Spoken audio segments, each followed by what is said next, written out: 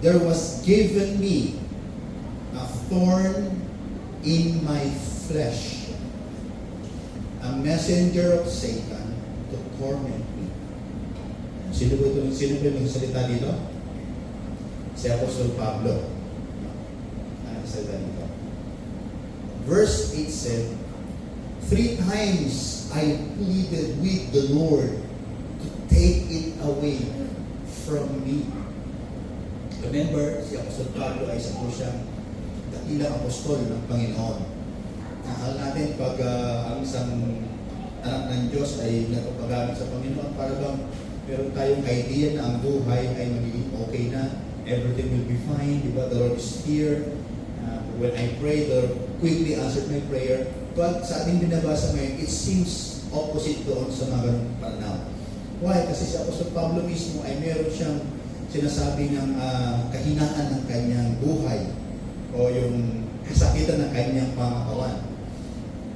At ito hiningi sa Panginoon, sabi 3 times, but ano sabi ng Panginoon sa verse 9? But He said to me, my grace is sufficient for you.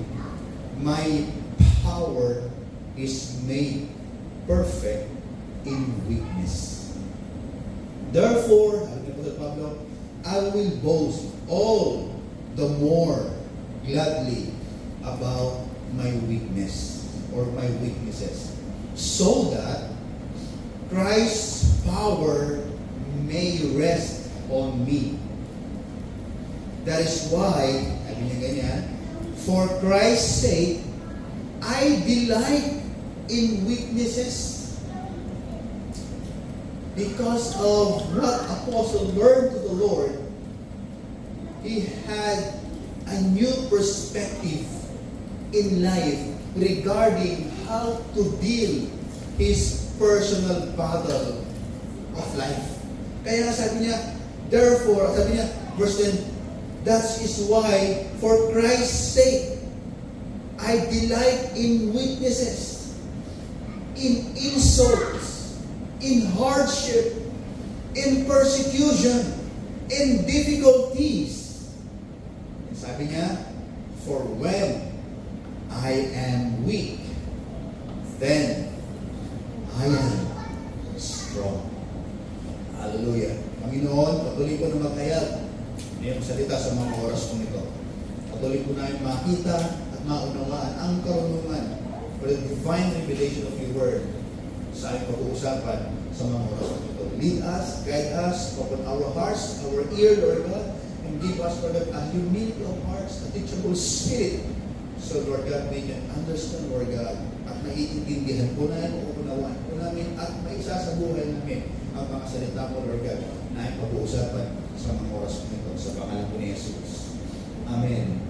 And Amen. Babasahin ko lang po ng mabilis sa Tagalog, sabi doon sa verse 7. Ngunit upang hindi ako magyabang sa dami ng kamanghamanghang mga bagay na nasaksihan ko, ako'y binigyan ng pahirap sa aking katawan na nagsisilbing subo ni Satanas upang pahirapan ako, at nang sa gayoy hindi ako maging palalo.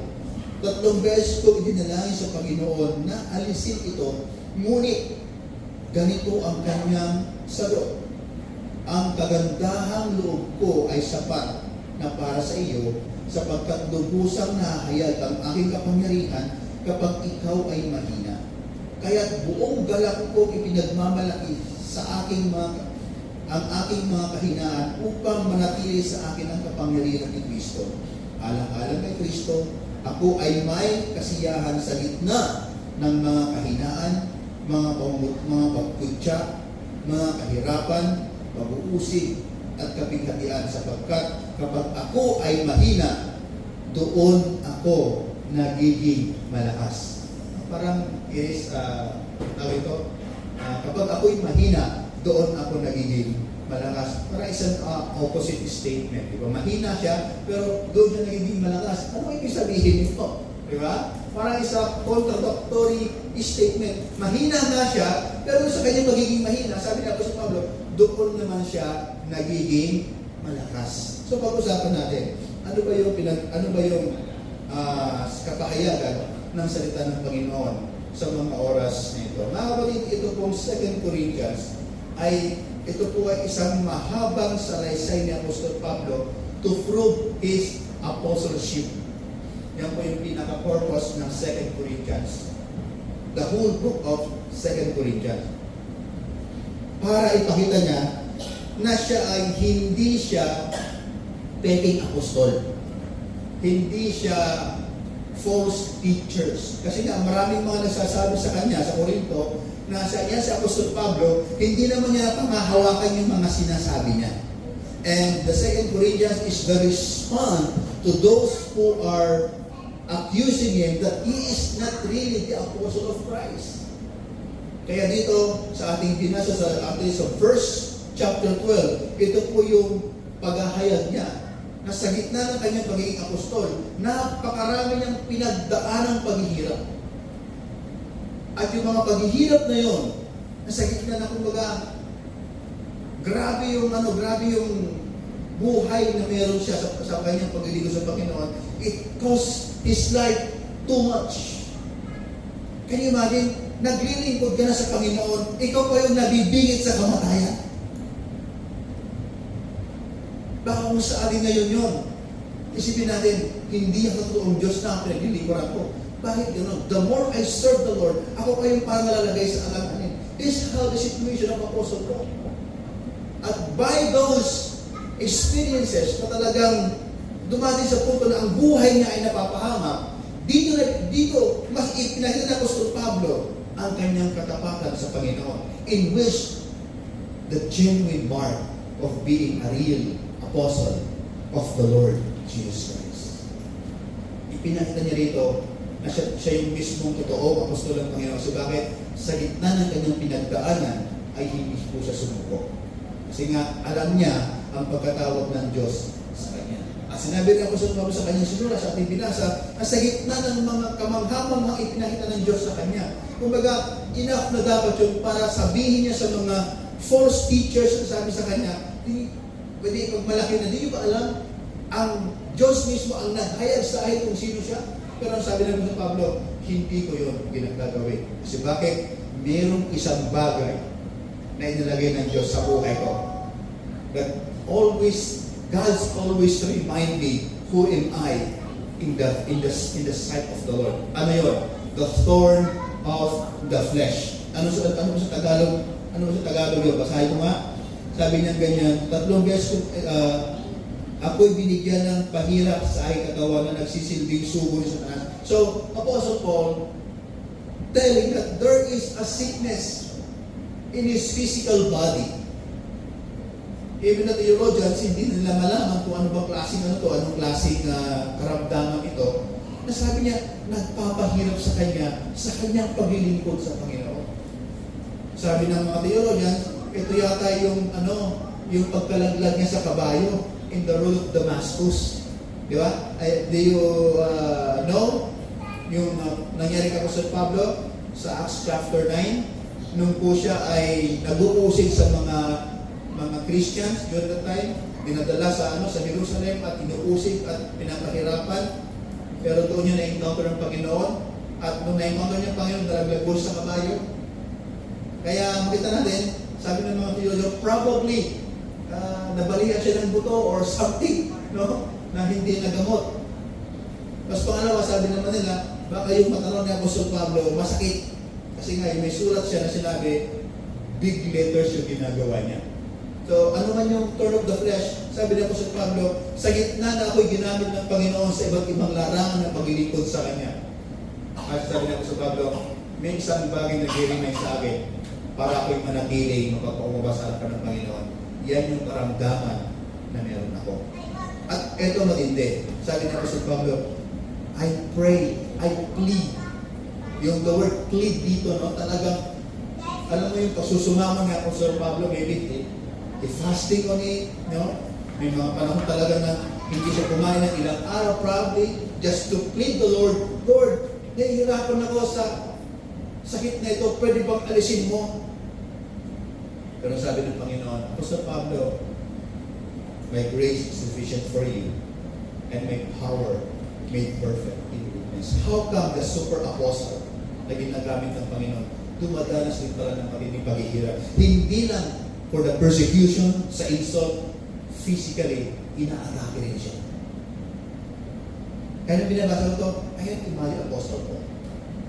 Meron pa siya ganong great experience sa sarili niya.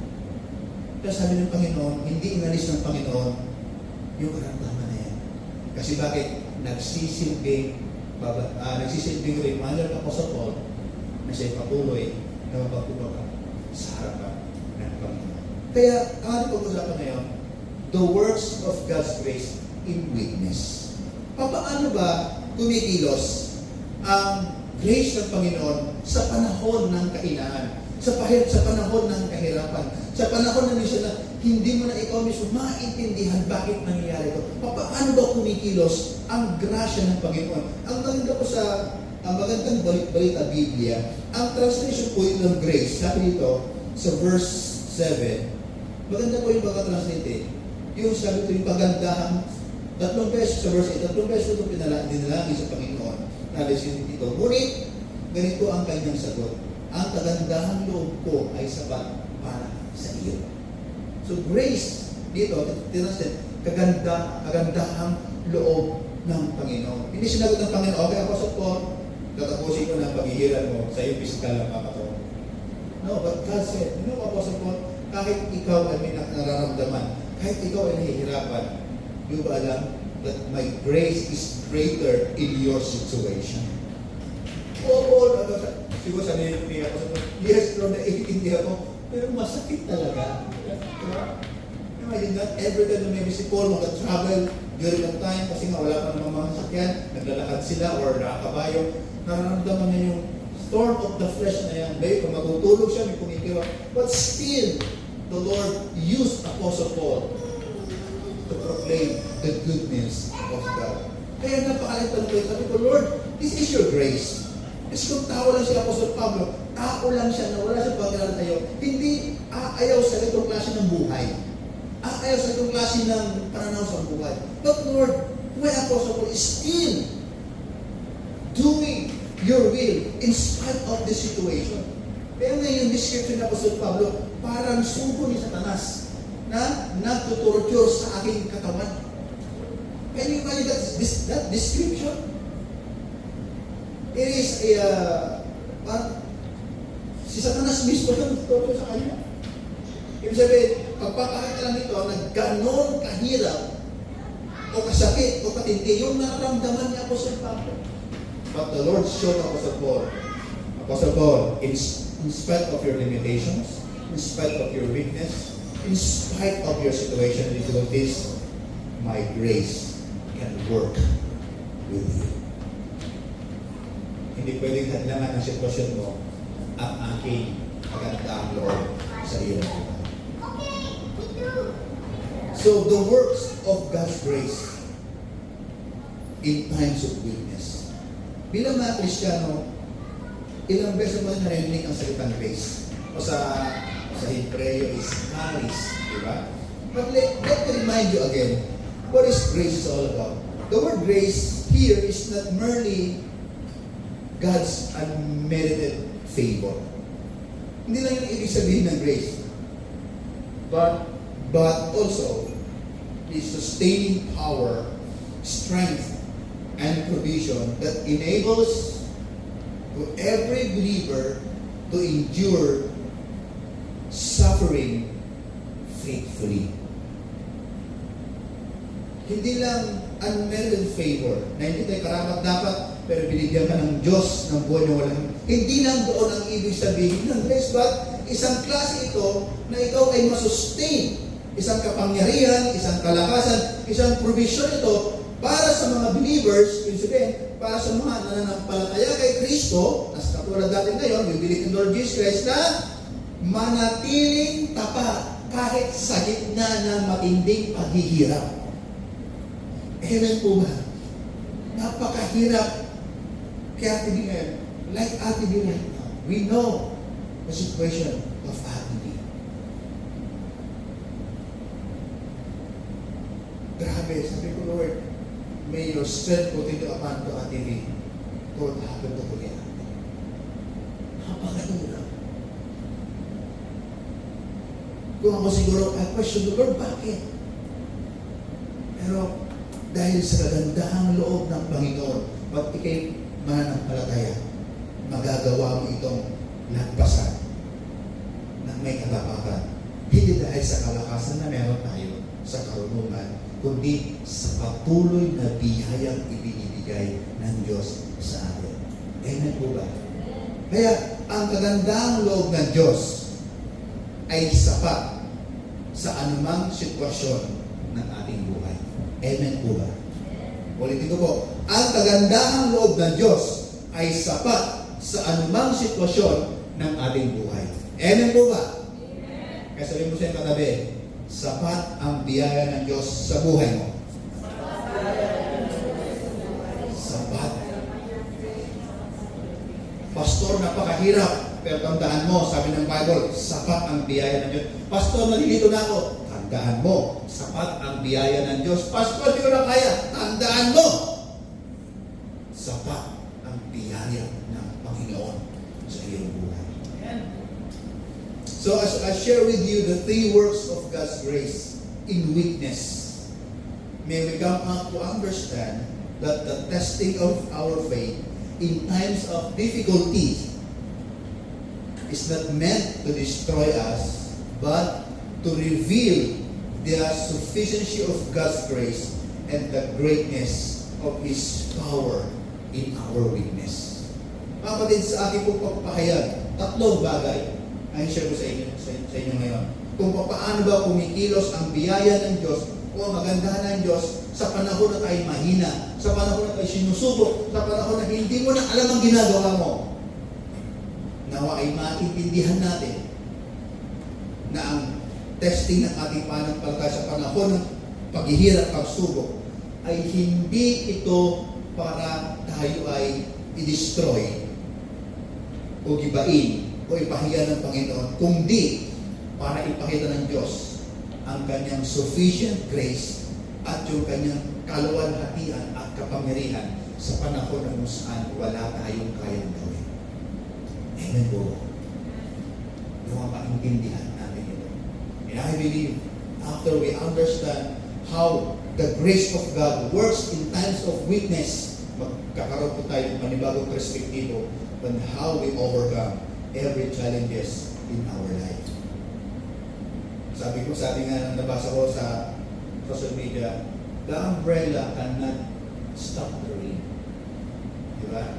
But the umbrella enough to protect you from the rain. Amen ba? Pag may payong ka, hindi naman yung pahintuin yung ulan.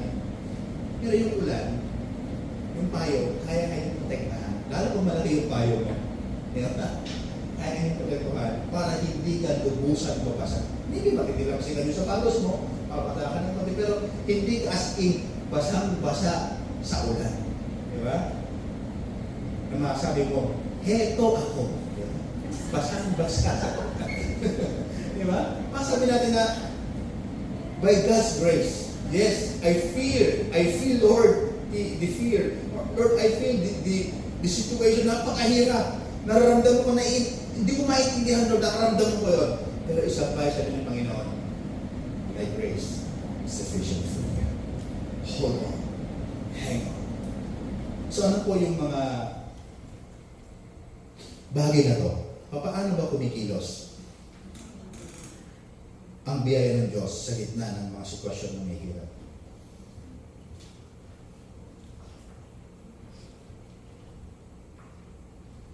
God's grace works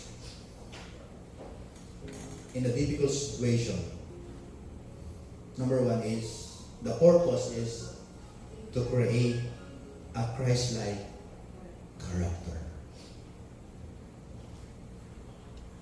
The purpose of God's grace in the midst of difficult situation is to create a Christ-like character. Sabi dito sa verse 7, natin binasa sa 2 Corinthians chapter 12. Sabi niya ganyan, verse 7, to keep me from becoming conceited because of these surpassingly great revelation. Sa Tagalog, sinabi ng Apostol Pablo sa kanyang binasa. Ngunit upang hindi ako magyabang sa dami ng kamanghamanghang mga bagay na nasaksihan ko, ako'y binigyan ng pahirap sa aking katawan na nagsisilbing sugo sa Satanas upang pahirapan ako at nang sa gayon hindi ako magiging panalo. So, one of the reason why the Lord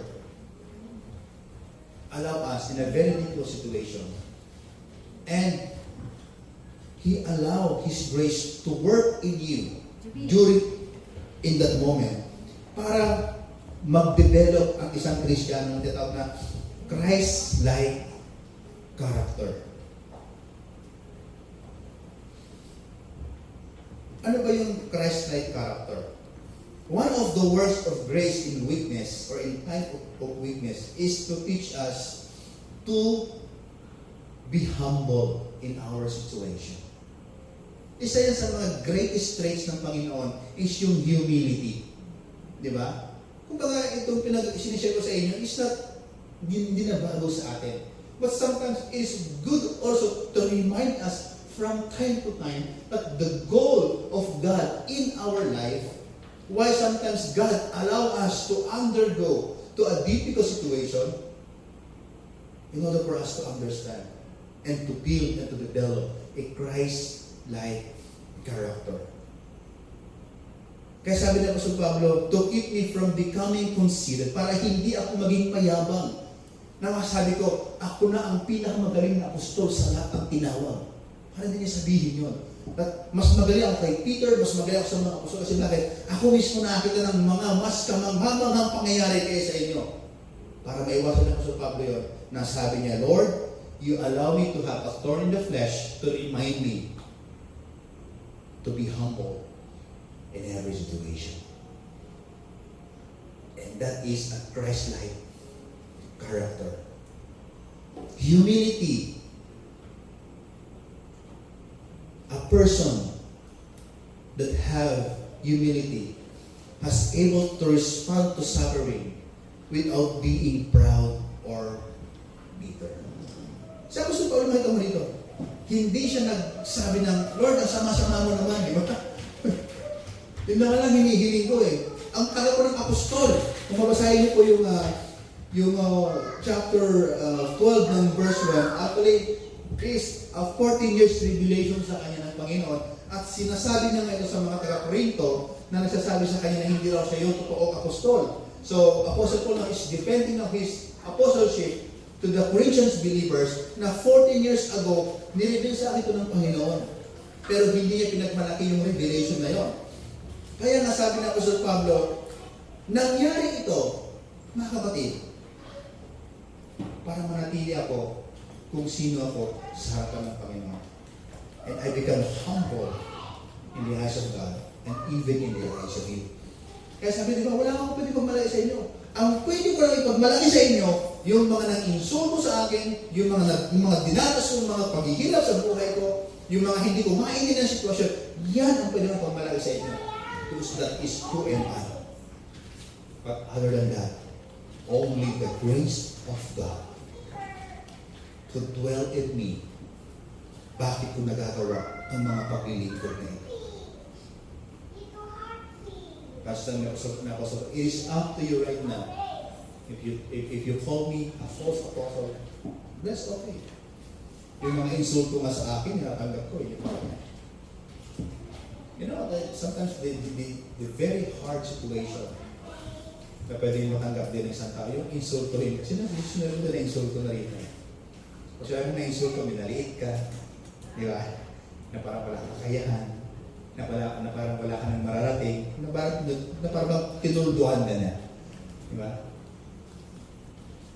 Kaya yun ang sabi ko sa Paul, yung mga na-insulto sa akin, yun yung pwede kong i-share sa inyo. Can you imagine the humility of Apostle Paul, even in times of insult, even in times of hardship, even in times of difficulties, nagawa niya pa rin magpakumbaba. Di ba natin kasabihan?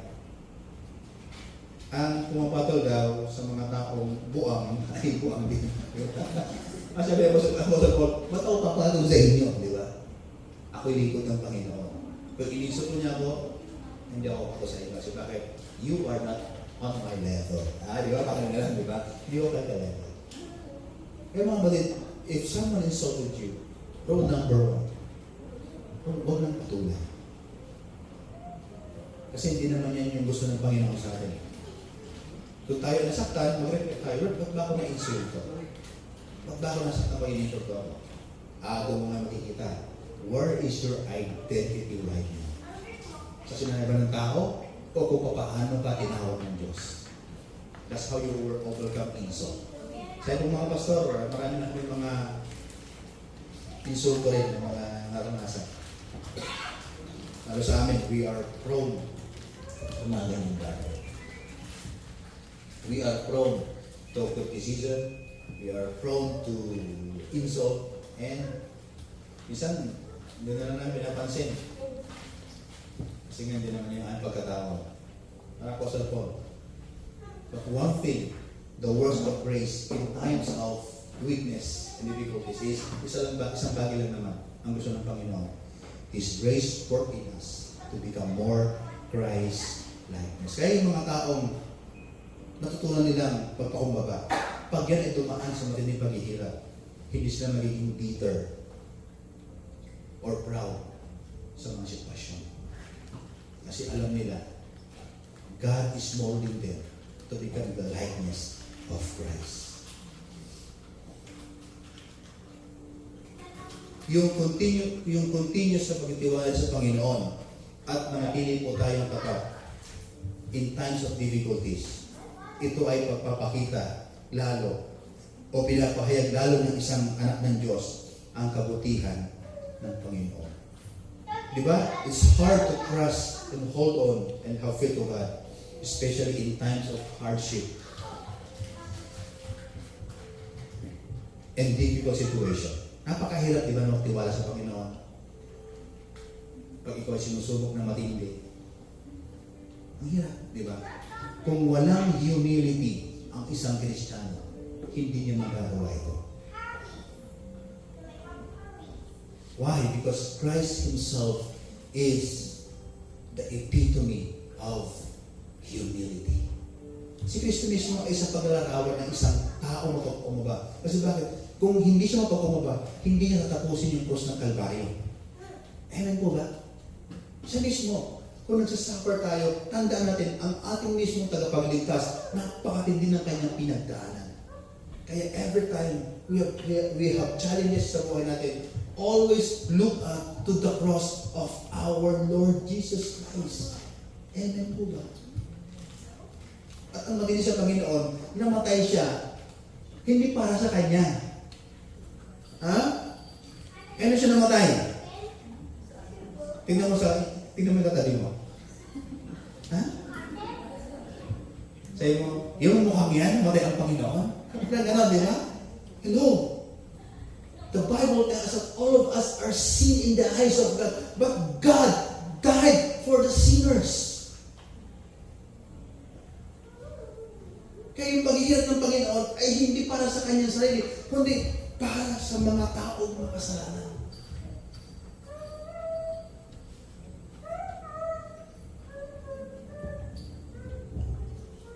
Siyempre, minsan, ito talaga iwasan bilang isang tao. Pag tayo ay dumaga sa may mga pagsubok, mga kapatid, anong nangyayari? Minsan naging parang pang masyadong napipersonal ng pangyayari. Di ba? But remember, when we experience a difficult situation, always look up to the cross of our Lord Jesus Christ.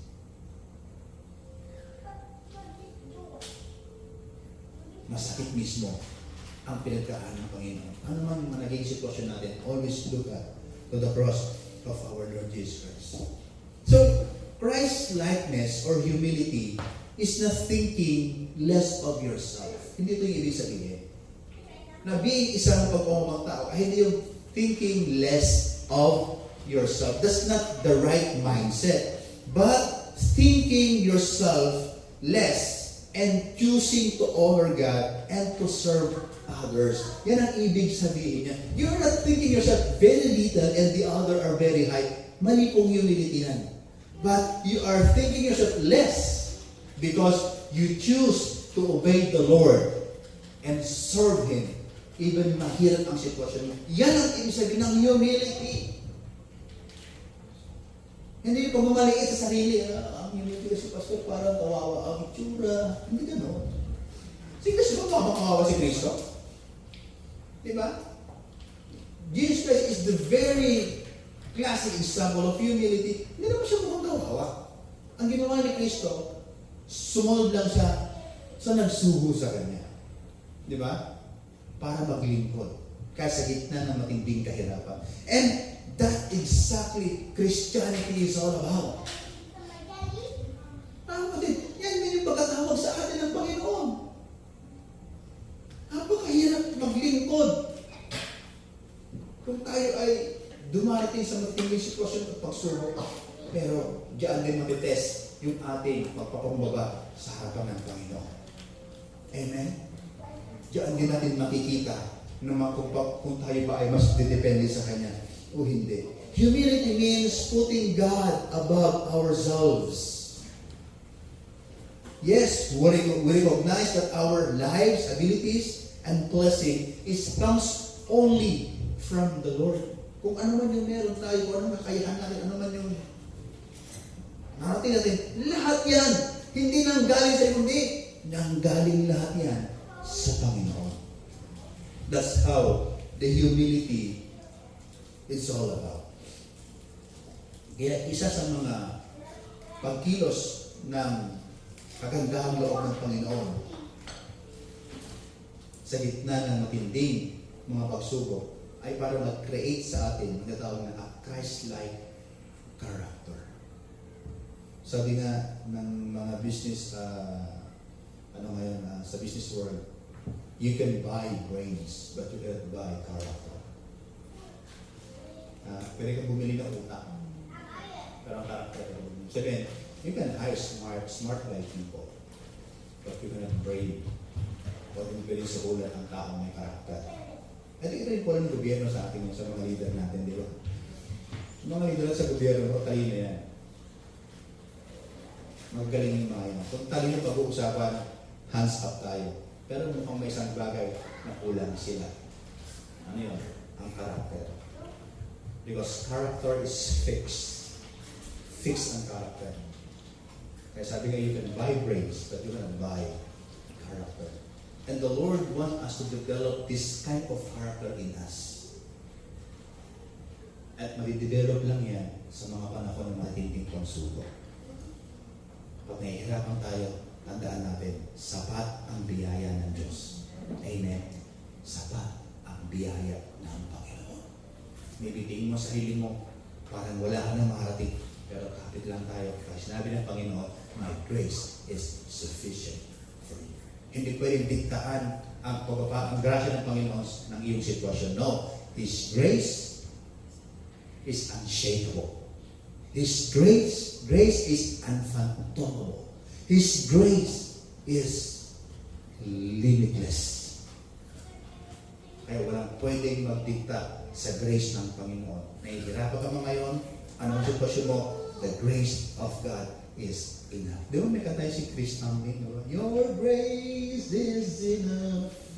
Diba? Your grace is enough. Yeah. As humility develops in our life, we will understand that everything we have in life, what we produce, what we provide, everything that we have, maiintindihan natin, those things are freely given by God. So as we develop a Christ-likeness, or develop a heart of humility, unti-unti natin naiintindihan na yung mga napuproduce natin, yung mga provision na meron tayo, yung mga bagay na meron tayo, unti-unti mo maintindihan na ang mga bagay na yon ay walang bayad na ibinibigay ng Panginoon.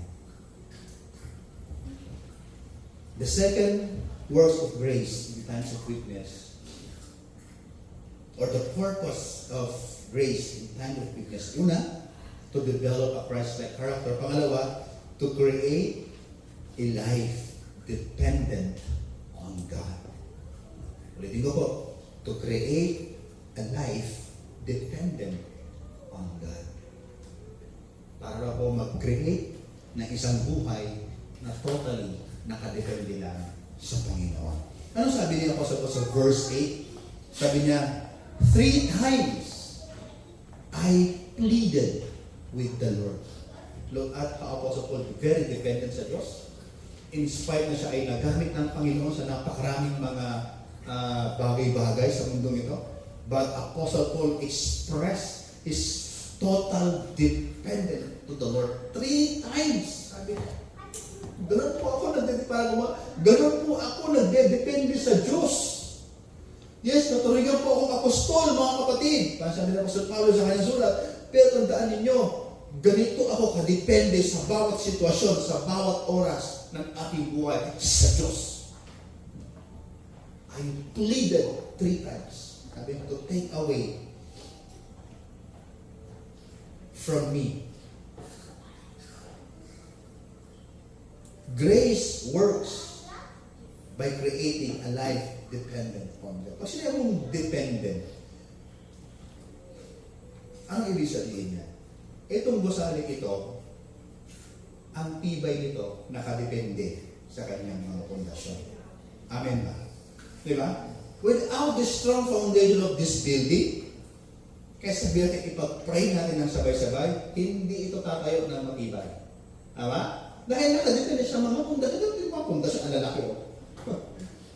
Kaya kung pumasok ko sa isang bahay at ganyan kalaki yung pundasyon, baka ang pangarap ng tao na yun is mga 20 floor na building. Di ba? Eh, yung taas ng isang building, nakadepende pa rin yan sa kanyang pundasyon. Sino yung mga karpintero ito? Sino yung mga nakatry ng sumama-sama sa mga pagbuo ng mga bahay? Kasi rin, maraming experience yan, di ba? Ano ba ko nang ginagawa rin pag sa bahay? Yung ano bagay? Yung bang second floor? Yung bukong bagay? Di ba? Yung pundasyon, di ba? Yung pag-layout, yung pinakamahirap sa paggawa niyan is yung magsisimula kayo. Yung lay out the foundation ng isang bahay. Huhukayin niya yan. Napakahirap po. Ako nakanasan ko po yan. Pero yung mahirap na yun, that's the very important part of a house. Ano kaya walang pundasyon yung bahay? Sa Pilipinas yung palaksan bagyo, di ba? Baka hindi pa umuulan, bumuulan yung bahay mo, di ba? So, dependent ang isang building kung gaano kaganda ang kanyang pundasyon. So, ganun din yung ating buhay, mga kapatid. Even our life. Alam niyo po ba? At ipapaalam ko sa inyo, ang ating buhay ay nakadepende sa hangin na ating nilalamha. Ha? Ano kaya mawala yung hangin? Ha? Kaya siguro ito na yung pinakamalaking may sweldo kayo sa Korea at nawalan ng hangin. Di ba? Hindi nakadepende ang ating buhay sa laki ng sweldo, sa taas ng tinapos, sa meron ka sa buhay. Hindi ba? Akala kasi ng iba, doon na nakabase ang kanilang buhay. Hindi. Hangin lang pag-usapan natin. Yan ang ating common denominator. Yan ang ating sabihin, common treasure sa mundo ito. Hangin. Pag nawala ang hangin, siguro mabuhay ka pa ng mga ilang segundo. Pero, siguro kung kaya mong tumagal ng 5 minuto, mabuhay ka. Pero, maximum of 10 minutes. Walang hangin sa buong earth. Lahat tayo patay. Tama? Kaya, pwede lang baguhin yung sa Psalm 150. Lahat ng may hininga, patay, di ba? Kasi walang hangin eh, di ba? Di ba? Lahat ng humihinga patay kasi walang hangin. So our life is totally dependent sa ipinrovide ng Panginoon na hangin sa atin. Kaya, pag humihinga pa tayo, magpasalamat tayo sa Diyos. Amen. At pinapakita na ng Panginoon na pag humihinga ka, you are dependent sa pagkakalikhasan ng Panginoon. May isang pastor na is the pastor of City Harvest, I think. In-explain yung ibig sabihin ng HWYH. Kasi wala naman talagang vowel yun eh. Yung Yahweh, pagkukunin mo talaga sa original Hebrew manuscript talaga yun. Ang tawag nila doon is tetragrammaton. Wala talagang vowel yun. The theologians lang, naglagay lang siya ng mga vowel. Kaya pagdating sa translation, mali-mali. Pagpunta mo sa German, Jehovah. Kasi nga sa alpabetiko ng mga German, wala namang Y. Kaya J ang nilagay nila. Diba? Jehovah. Oh. Kaya, pero ang katotohanan, walang vowel yun. Pero sabi ng isang pastor lang, I think, the Harvest City Church, I think in Singapore, sabi niya, you know what? The word Yahweh ay naka-imprinted once ang isang tao ay huminga. Kasama na ang Diyos. Hanggang siya mawala sa mundo ito, kasama niya ang Diyos. Kasabi niya, yung Yah. Yun yung paghinga mo. Yah. Inhale. Yah.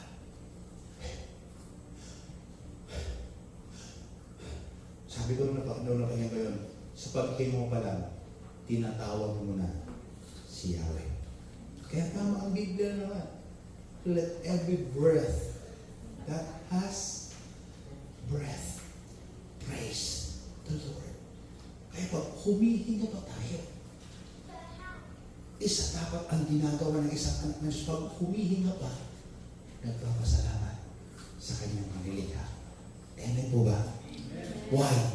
Because our life are fully dependent to the Lord. That's how God's grace works in the times of very difficult situation. Napaka-dependent po yung ating buhay sa Panginoon. Dependence on God means trusting Him even we don't understand.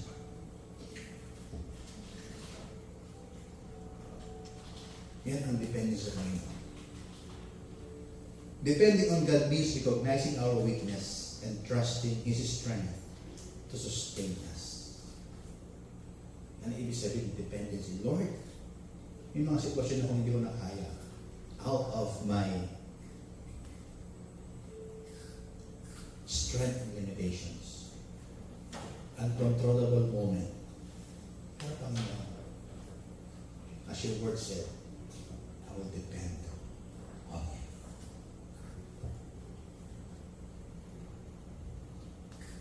A life dependent on God is not a life free from problems. I will tell you again, na ang buhay na tumidemanda sa Panginoon ay hindi pa papakita na ito ay buhay na wala ng problema. But it is a life that chooses to face every problem with God. Ang buhay na pagkitawa sa Panginoon ay hindi buhay na wala ng problema, kundi isang buhay na pinipili mo na kasama mo ang Panginoon sa gitna ng unos problema. Amen po ba? Kaya anuman ang iyong sitwasyon, tandaan mo to, hindi ka nag-iisa. Amen ba? If you feel that you are alone, the Bible said, hindi ka nag-iisa. Kasama natin ang Diyos. Amen? Kasama natin ang Panginoon. Hallelujah. When we cultivate humility and learn to depend on God's grace, ano po mangyayari? We become overcomers in every circumstances and every difficult situation in which God called us. Just like Apostle Paul. Kaya yung Apostle Paul na nangaral ngayon, binato siya hanggang sa mawalan ng malay. Kinabukasan din, nangaral naman siya. Anong klaseng kakayahan ang meron sa Apostol Pablo? Sabi ko, ako sa Apostol Pablo, wala na, ayawan na to. Pero sila na lang ang tangangin, huwag na ako. Ang hirap na yan, batuhin ka. Kung wala ka ng bahay, di ba? Ano po sa Paul? Naras niya yun.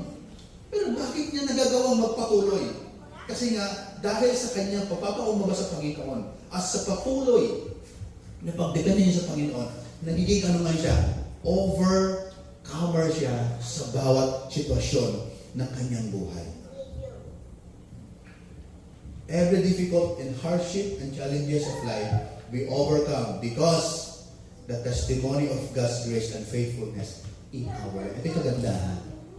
The more we overcome the situation which God put us, ano po glorify?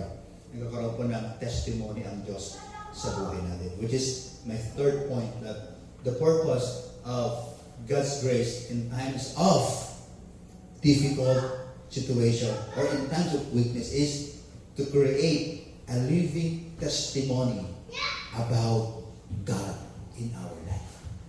Kailangan ang Diyos meron siyang mapatunayan sa ating buhay. Amen po ba? Alam ko, sa bawat isa po sa atin dito, simula nung tayo ay kumilala sa Diyos, marami ng testimony ang Panginoon sa ating buhay. Amen po ba? And we cannot deny that. Na ang Diyos ay totoo, na ang Diyos ay mabuti. Those testimony ay magbibigay lalo sa atin ng kalakasan upang mapagtagumpayan natin ang bawat pagsubok ng ating buhay. Ano sinabi niya po sa Panginoon in verse 10? That is why, for Christ's sake, I delight in weaknesses. Parang nakita niya po sa Pablo dito, nagbago yung kanyang pananaw pagdating sa problema sa buhay. Pagdating sa mga mabigat na sitwasyon, parang nagbago ng pananaw ni Apostol Pablo. Dati siguro, pag nagkakaroon siya ng problema, kung sino-sino mga sinisisi niya. Pero sabi niya dito, dahil kay Kristo, that is why for Christ's sake, I delight in weaknesses, in insult, in hardship, in persecutions, in difficulties. Kung titignan niyo po sa NIV version, puro po kay S ang sinasabi niya. Insult, ibig sabihin, hindi lang isang beses ininsulto, maraming beses. Hindi lang po siya dumaan sa paghihirap, in hardship, kundi maraming beses. Indeed, in persecution, hindi lang po siya isang beses persecute, maraming beses. At hindi lang po siya dumaan sa mga matinding kahirapan, marami ring beses. Kaya sabi niya po sa Paul, in insult, in hardship, persecution, in difficulties. For when I am weak, then I am strong. Nais ng Panginoon sa ating journey sa pananampalataya, magkaroon siya ng testimony sa buhay natin. Amen. Gusto ng Panginoon. Kaya, huwag tayo dumadanas ng matinding sitwasyon. Pray to the Lord, Lord, I know this situation, you will create a living testimony who you are in my life. Makikreate ka, Panginoon. Magpapatunay ka sa akin. Hindi ka papaya. Magpapakita ka. Ipapaunawa mo. Ipapakita mo. Ipaparamdam mo. You are the witness of my success. Why? The work of grace, creating a testimony in the life of believers. Bakit? Na yung grace ng Panginoon ay mag-create ng testimony sa buhay ng mga believers. Ano yung purpose? Number one is to reveal God's character. Diba? Mas lalong nakakayag ang kabutihan ng Panginoon sa gitna ng ating mabibigat na sitwasyon. Amen po ba? Sabi ng tao, ako lang, nandiyan lang kay Ate Dili. Sabi ko, Lord, grabe si Ate Dili. Pagkasama ko siya, alam niyo ba, sa sitwasyon natin, tukatulong pa ng bus siya para pagka nabas kami. Ate ko, grabe, nakakatulong pa ng bus ha. Yes, nung nakaraan lang, sabi ko, tara na bus, nakikinig kasi tara na bus, sabi niya, pagbukas ng bus, paglagay ng card, tip, tumalon sa grabe siya, tumalon ko. Sabi ko, oh Lord, I know that you are alive. Yun eh, yung testimony na yun, ikaw mismo magsasabi, napakabuti ng Diyos. Mabuti talaga siya. Kaya if we are experiencing sometimes matindi na sitwasyon sa ating buhay, open our eyes and try to look in our surrounding. Makita mo, ang Diyos ay mabuti. Ang Diyos ay mabuti sa buhay ni Rodel, sa buhay ni Edgar, ni Jepa, ni Angel, sa atin lahat. Napakabuti ng Diyos. Amen. At yan yung gustong ipahayag ng Diyos. Kaya ang kanyang kagandahang loob ay nag-create ng testimony sa buhay ng mga believers sa panahon lalo ng mga matinding pagsubok. Ano ba yung makarakter ng Panginoon? That God is faithful, that God is loving, that God is full of grace, that God is the sustainer, and that God is good and He is great. Amen po ba? So hindi lang nare-reveal ang karakter ng Panginoon, nare-reveal din ang kanyang kapangyarihan sa gitna ng ating mga limitasyon at kahinaan. Na masasabi mo, ay hindi ko nagawa yan. Gawa ng Panginoon. You will say to yourself, that situation, it is not my ability anyway. It is God who do the things in my life. Ako po nang disgrasya po sa Panginoon, nang disgrasya po ako sa aking pagmumotor noon, alam ko yun, hindi ko gawa ng Diyos yun. Saan ko ba naman nakita na yung motor mo, durog na durog, yung driver, buhay. Gawa lang talaga ng Diyos yun. Sabi ko, yung time na yun, kung kinuha mo na ako, hindi pagkapasis sa amin during that time. Nabalo na sana siya sa amin. Baka hindi nakapunta ng Korea. Pero dahil mabuti ang Diyos, may plano siya, ang Diyos mismo na nagligtas sa lingkod. Yun ang yung control. Doon ko na-realize na kahit pala gano'ng kalaki ang pinita ko ng panahon na yun, kung kinuha ko ng Diyos, walang kwenta yung pinaghirapan ko. Because I beat the challenge of Food Panda. Kailangan maka 58 hours ako within a week. 60 hours, I think. Para lang pabigyan ako ng another bonus na 1,000. Binit ko po yun. And pauwi na ako din na time. Akala ko, hindi mo nabit. Kasi sabi ko, nakakapagod.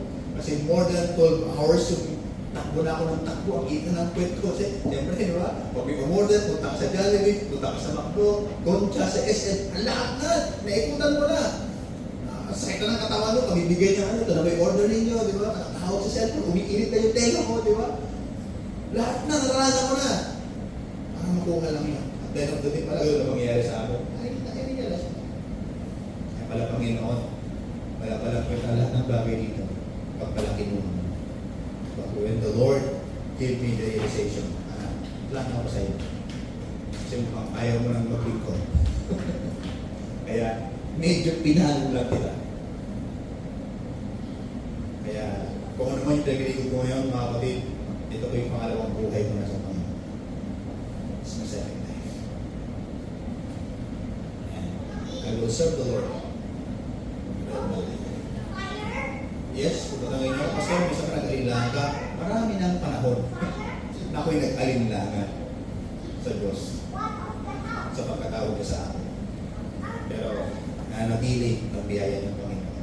Because God reveals His power through human weakness. Kasi sabi niya ako sa Paul, for when I am weak, sabi niya, I am strong. Kaya sabi doon sa verse 10, that is why, for Christ's sake, I delight in weaknesses, in insult, in hardship, in persecution, and difficulties. For when I am weak, then I am strong. Tatlo pong bagay ang aking ma-realize sa talaga. Number one is, weakness is not the end of the story of life. Ang kahinaan, o kahit kapigatan, ay hindi doon natatapos ang buhay natin. Weakness is just a chapter of one's life, not the conclusion or the end. Sino bang mga ng Panginoon sa Biblia na hindi dumanas ng matinding pagsubok? Lahat mga dumanas, di ba? Simulan natin kay Moises. Si Moises ba dumanas ba sa matinding pagsubok? Yes.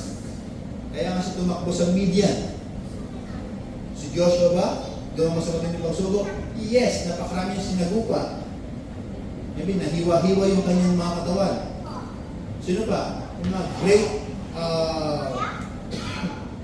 biblical characters. Si David mismo, dumating ba sa matinding pagsubok? Yes! Ang daming banta sa buhay niya. Banta ni Absalom, banta ng kanyang hari na si King Saul. Ang dami. Banta pa ng mga hari na kapalibot sa kanya. Ang dami! But those people, they become overcomers in this life. Kasi nga, weakness is not the end of our story. It's just a part of our life chapter ng buhay natin. It's not the end, it's not the conclusion. Pangalawa, natin po naintindihan, that weaknesses does not define our identity. Kung ano man yung pinagdadaanan mo ngayon, hindi naman yung nag-define kung sino ka. Di ba? Kung ano man yung ating pinagdadaanan, kung ano man yung ating sitwasyon, anak ka ng Diyos. Amen! Anak ka ng Diyos. At walang pwedeng magbago niya. Maybe, ang ibang tao na dinakay sa Panginoon, ganyan ang tingin sa atin, okay lang yun kasi yung mga tao naman na yan, mamamatay din yan. Yung mga tao na nangalay sa iyo, parang minamataka, okay sa ako lang, mamamatay din yan. Tama? May hangganan yung kanilang panglalakit. Okay? Pero ang kagandahan sa atin, we know na ano man yung ating sitwasyon, ano man yung ating nararamdaman, ano man yung ating sitwasyon ngayon, ano man yung ating mga pagdadaanan, iisa lang siya sabi ng Bible, anak ka ng Diyos. Amen? And that's our identity.